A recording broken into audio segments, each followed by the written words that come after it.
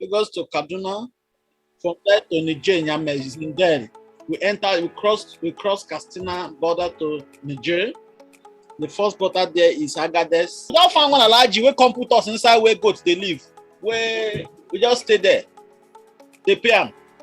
All of a sudden, all the dreams just vanish away. It becomes nothing. All my enthusiasm, or my dreams, or my determination, they becomes nothing. So those dreams immediately got vanished away. In the desert, you see nothing but heap of sands. If you see anything like on the ground that is like a sand, it is a somebody's burial, it's somebody's cemetery, it's somebody's where they bury somebody. Somebody die and it's just fall down and the sun will dry that person up. Then my eyes begin to understand that, okay, this is what is called, this is the women trafficking they used to talk of. This prostitution they used to talk of. You won't know anything unless you see them. You won't know that it's a serious issue. The drivers are from Chad. Those ones, they are desert warriors. See, if they miss the road in the desert, if they move around and take a sand and pour it and let the breeze blow, if the breeze blow the sand, the direction of the wind of that sand, they put their car there. That's the road. If they look to the sky, they know the stars that lead to a particular direction. They know the position of each star because they dwell in the desert. They know each stars. They know which pistol. Somebody shot me with his gun and later discovered he did not load the gun, did not load the magazine. Those one collected all our money, except one woman that helped me store my money inside her body. That is the first time I know that woman body could also be used as a bank.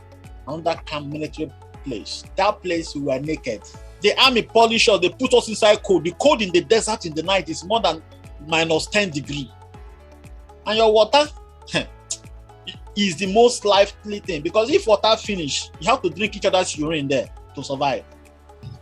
Then, at that time, you are not thinking of anything but to survive.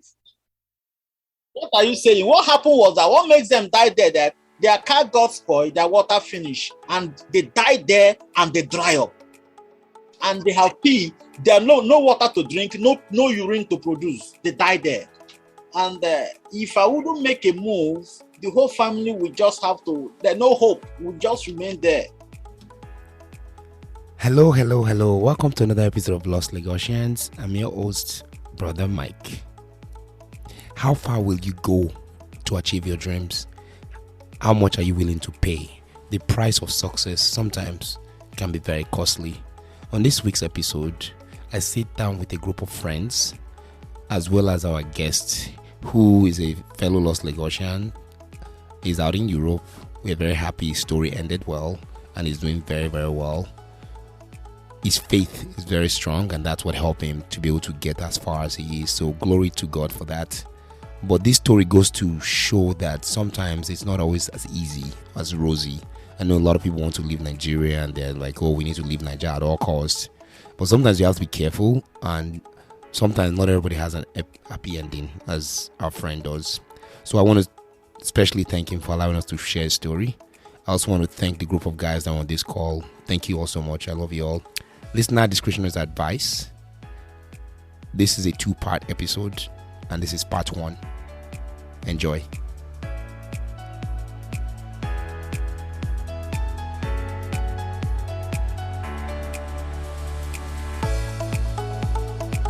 From a very low, humble background, and between all, from St. Paul Primary School there, Shomolu Bashua there to Angos, just still everything is just tied to that place. But when one is living in a place and the vision of one is bigger than that present place, that I see is the propelling factor that's a kind of help one achieving that vision. It's a wonderful place of Shomolu. We battled a lot of things, and it happened when we finished SS3 now, and SS3 then, I remember in our own set then, we fought with our principal at that time. She refused to submit our CA to WAEC, so definitely we all failed. And just like life-threatening such a thing, we take it with levity of hand due to our exposure then in Africa, We started struggling for GCE, from there to grade 2 teacher certificate, which I did. From there, teaching in one of these primary nursery schools. From there, going to Ogun State University. And I have my younger one with me. And my mom has just moved down to Villa with my mom. And staring them on the face and looking at the background. It's a sight I wouldn't want to behold. So it's just like I put myself as a sacrificial lamb to see if something can be done. And the dream of coming to Europe is like a golden egg. Who will help me there? In my family history, nobody has ever crossed there. So I just decided to take my life into my hand. I called my friends. He used to live in Libya then. They just hold your Bible there. Come. Just stay where you are. They are too gentle for that route. I said, I just stay quiet. But I know that if I don't think else, if I don't put my life in a line, nothing is going to change. I can't boast of that I want to sponsor myself to abroad. Who dash monkey banana? Is somebody dreaming of going to heaven with a ladder? How will you do it? Man, I just, one afternoon like that, I remember it was December 3, 2005. And then I remembered moving that day. It's like, God, my younger ones is kept in my care and I'm just going, I remember. I just moved. I called a guy that also want to followed me, and it's a decision whereby I said, well, let me make a move. I got there. Where did you get to first? I went to say Onyibo. I called somebody draw a map for me how to get to Libya. Hey, we will never cross. I never go Cotonou before. See all. So I just used the map and my diary. I was recording everything. The way it goes to Kaduna. To Niger, then we cross Katsina border to Niger. The first border there is Agadez. And they didn't stop you at all as I was crossing. They checked, but they don't know. They just left me. I don't know why. They didn't just look. From there we get the first place I get is Zinder. I got to Zinder. Jesus Christ. We met some other people of same people on the route. Then you will discover Nigerians are leaving, youth are leaving the country. Did they check your passport or you didn't check your passport? I hold my Nigerian passport. Did they check it? They that if it's a free to Nigeria and Niger, is ECOWAS, Okay. And when I got there, something happened. There was this, it's a Benin girl who has been in Libya for prostitution. She just picked interest in me that if you love me, I will care for you. I said, God, I don't know where they go. Say, oh my God, they sing where I not sing for house. Now I can't do them for here. Sure. So when we got there, we just trying to look for where to hide our head. Things were rough. We look at Nigerian misbehaving. Girls. Then I discovered that girls are very powerful. Girls are just crossing as if is going from Lagos to Yaba. But if you see the desert, you know that God is a masterpiece. If you look desert, Sahara. When you got to Zidane, did you have people who are waiting for you to help you, or you don't know how you make the next route, or everything was planned already? As in, were people waiting for you? Nobody. I have no one. God is my leader. Wow. That's the pillar by night, and what is it? cloud by evening or something. I, Cloud by day. when I got there, Yeah. no, this is a journey. I remember, let me tell you how much I was holding when I left home. I changed 100,000 CFAs. I changed $100. I have $100 paper in my hand. Then I have a naira that I use to travel within Nigeria. Then I went to Yaba to buy some, you know, those Okada riders, they used to wear some jackets. I don't know how the jackets used to come from. They used to bring those jackets, thick jacket, like winter jackets. I bought one yellow one. I bought a bag, like a rough sack. Then I bought gari that wouldn't spoil, geisha, milk, sugar, then little container to drink it. That was what I held. Then I held my diary. It's like I held a little Bible. Then the canvas that I wear, the trainers, and my cap, head warmer. Then hand glove. That was how I was told that the journey was. So I got my mind prepared now. So entered the roads. We stayed about 3 days in Zinder. Hotel? In Zinder. Is it hotel? No, which hotel? Zinder, the town. I mean, where in hotel? On the street? Which hotel? We don't find one large. We come put us inside where goats they live. Where we just stay there. They pay them. So I discover how much Nigerian lives are not being valued outside Nigeria. No? I was like, God, what is going on? But my mind was fixed. I said, anyhow, let's see. And from Zinder, there was a bus going to Agadez. And it took about a full day journey or a day and a half. We got to Agadez. There we also saw some Igbo woman who get restaurant for Agadez. I say, Yi? Can you spell the Agadez? Agadez. A-G-A-D-E-Z.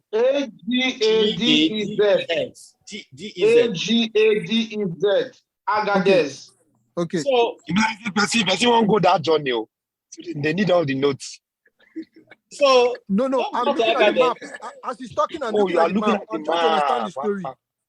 Wow. When we got to Agadez, the weather is hot, man. And we saw one Alaja that always keep a lot of passengers. Also, all this movement we are paying is by connection. So from Agadez, we are going to Duruku, a particular place in the midst of Sahara desert. It's also in Niger, Duruku. And we make connection. We have to sit on top of tipper. Those tipper is already stuck with grains. So we're going to stay on top of them. So when we are going, eventually we boarded. We climb up. We stay in the evening. And while we are traveling, before we get to Agadez, I was struck. I was normal. I was talking. All of a sudden, I saw something entered me. And I have a kind of an enhanced understanding in knowledge that I could perceive the odor of death. And I saw myself living, I saw my strength leaving the body. And I begin to perceive death all around. The death is an odor. It's a spirit himself. All of a sudden, all the dreams just vanish away. It becomes nothing. All my enthusiasm, or my dreams, or my determination, they becomes nothing. So those dreams immediately got vanished away. I saw myself going. I'm passing out. I just used my last breath. I said, God, if thou would preserve me, then I promise God a vows. Why I just finished that prayer for no reason. The driver just matched the brake. Shh. Everybody calm down. That was how they discovered I'm about to dive and I'm going. Why were you going? Was it out of tiredness or out of, I'm just curious? Or Yeah, I'm just dying. That means you had a near-death experience or something. It's a near-death experience. It's a near-death experience. Yeah. Maybe the heat. And this is no man's land. When you die there, they just leave you. They make sure you take the last breath. They cover you with sand. They keep moving. Who knows me? On your trail in Niger, in Niger. In the desert. In the desert, you see nothing but heap of sands. If you see anything like on the ground that is like a sand, it is a somebody's burial, it's somebody's cemetery, it's somebody's where they bury somebody. Oh wow, so they're burying people there. Somebody die and it's just fall down and the sun will dry that person up. Wow. So, and when they say everybody should come down, I discover I could not even lift my leg to come down from this tipper truck and other thing. I said, God. They said, hey, baby, shake now. I could not move. I said, please, people push me down. Eventually, they pushed me down from that position. I remained grounded there. People were surprised. But this guy was talking. So, while I prayed that prayer, my spirit began to come back. I began to have revival. I began to get revived. I was reviving. Immediately I finished reviving, then I said, everybody go in again. Come up again. I said, God is wonderful. But the problem is that I could no longer climb the truck because the strengths have gone. Don't have strength again. So they need to draw me. Somebody just said, somebody draw me. I can't even talk. So they drew me, helped me, placed me somewhere. The truck was going, I was shaking. Then we got to a place called Duruku. In that Duruku, it's a city itself. You see Nigerian girls already prostituting there already for tax surfers. You see a lot for of 5 what? They already prostitute there for what? The Nigerian girls are prostituting now. Prostitutes. Yeah, in the Niger place too. In the Niger place. From Zinder. Yes, in Duruku in Niger. For 5 seconds. They are prostituting to Agades. They are prostituting to Duruku. For 5 surfers. Do you know how much 5 surfers was at that time? No, it's not. It's sad. It's sad. It's sad. 5 surfers was how much that time? It's a sight you don't want to see. While I was there. When you say Nigerian girls, are you talking more of people from the south or people from the north? Northerners are close to Niger. No, Northerners are not prostitutes. Their girls are not there. It's most girls I see there are I'm very sorry. Edo States, Benin, Yorubas, some Igbos. But majorly they are Edo States. If you see other tribe who is into that thing, if you see other tribe in Nigeria, the girls who are into prostitution, 7 out of them was from Edo, was in Edo State. So then my eyes begin to understand that, okay, this is what is called, this is the women trafficking they used to talk of, this prostitution they used to talk of. You won't know anything unless you see them. You won't know that it's a serious issue. So when I got there, I said, if this continues, I'm going to die from Duruku to Libya. I'm going to die for sure. So I begin to hand over my food. I'm going to give people out my food. I can't cope anymore. But I prayed. I said, because while we are there, a bus is already available to take us to Libya that night.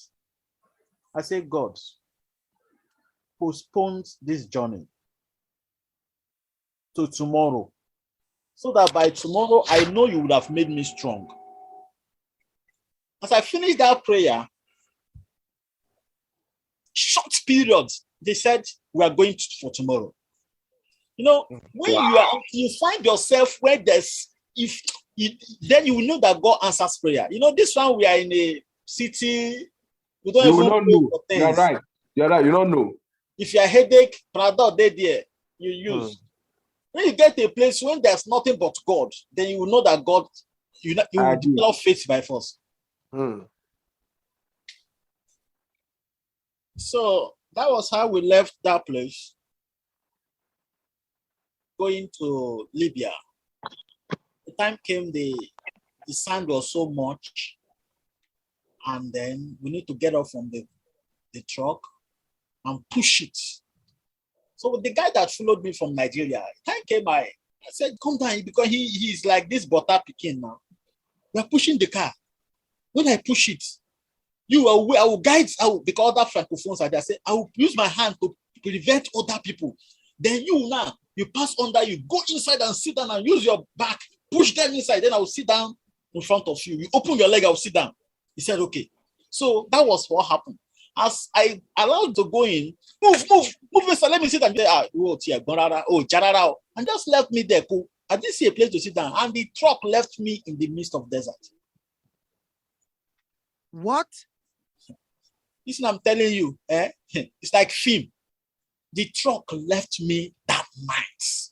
Everywhere is dark. I can only see the stars. I said, God. And you couldn't go back. You couldn't go back. Where? Where they go? You're in the midst of ocean. What of your bag? Where was it? Was it the car, in the vehicle? It's in the vehicle. No below. And your passport?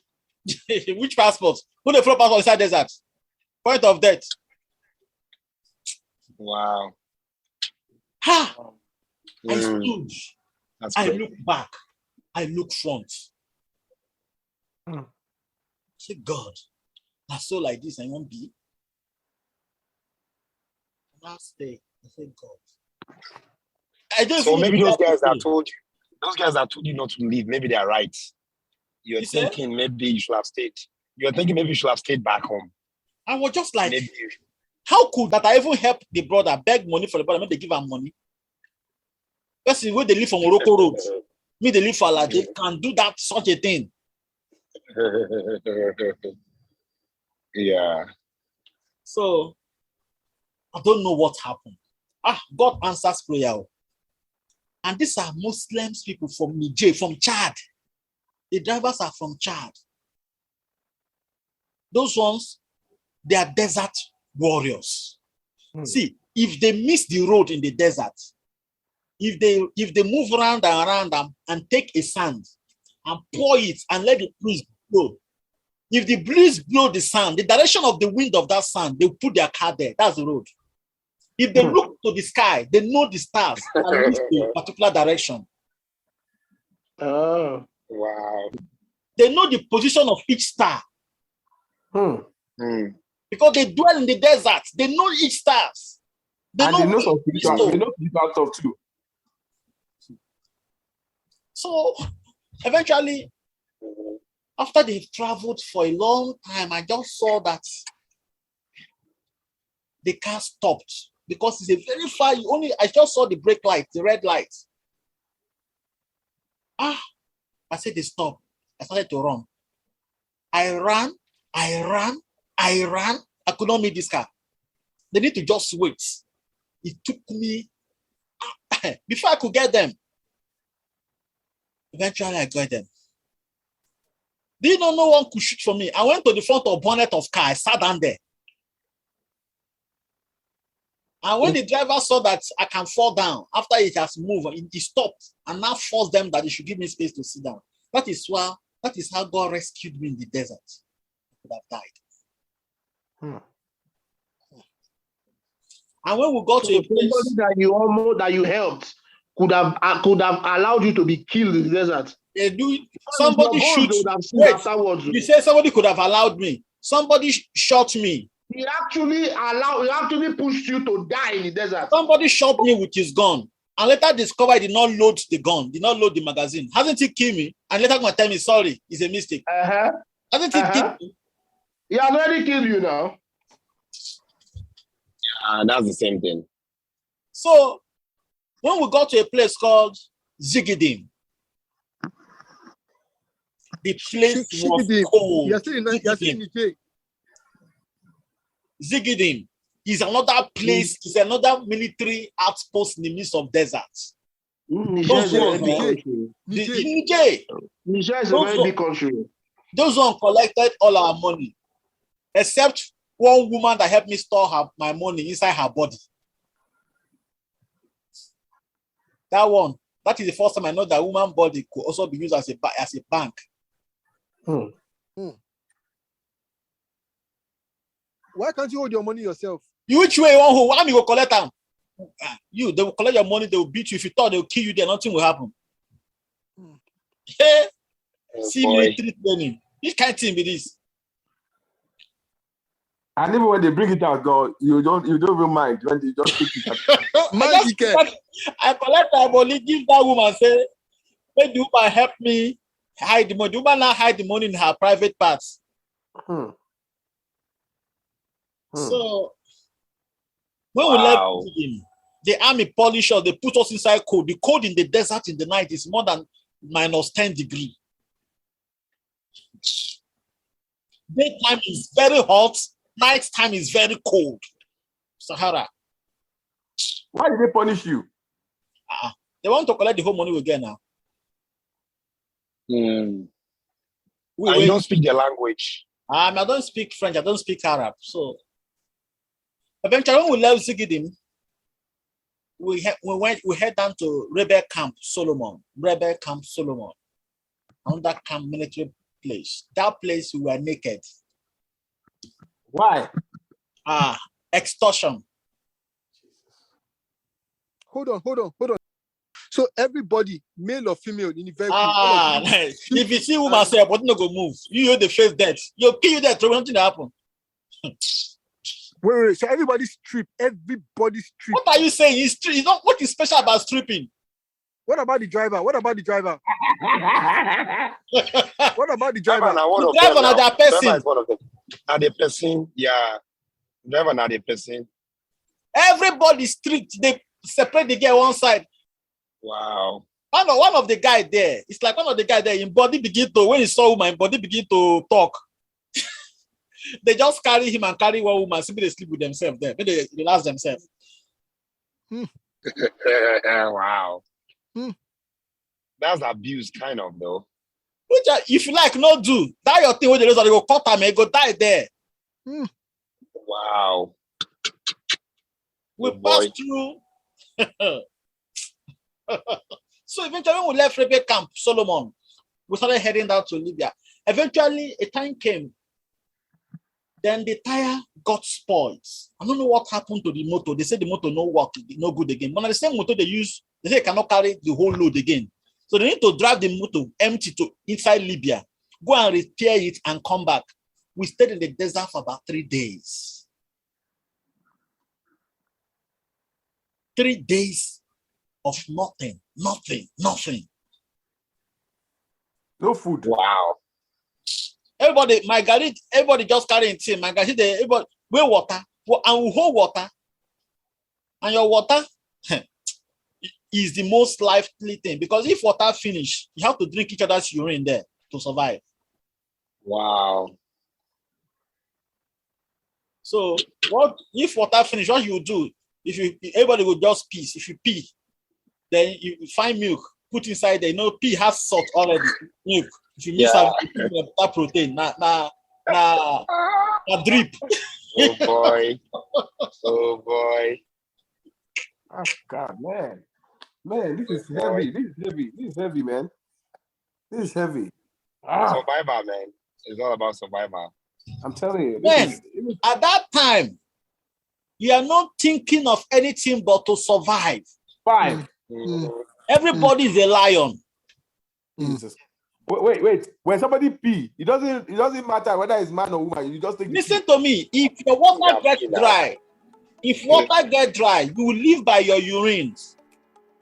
Because if somebody pee become an expensive commodity. You must protect your pee. You can get your pee.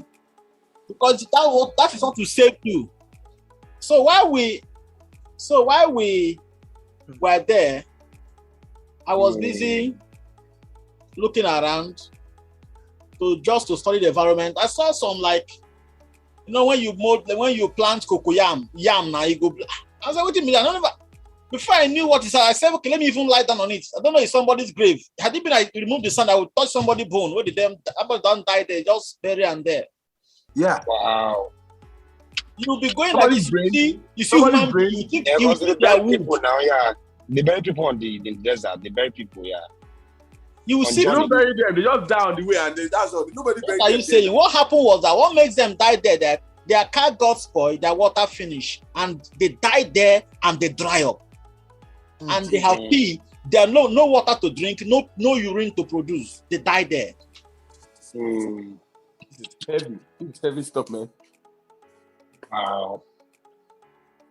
Understand? So we were there for 2 to 3 days. Till miraculously these guys came back to carry us to Libya. So if they didn't come back, that's the end of all of you. That's the end. And I'm not going to see me tonight with that. You don't finish. Wow. Just the amount of risk, you're just trying to leave Nigeria and get a better life.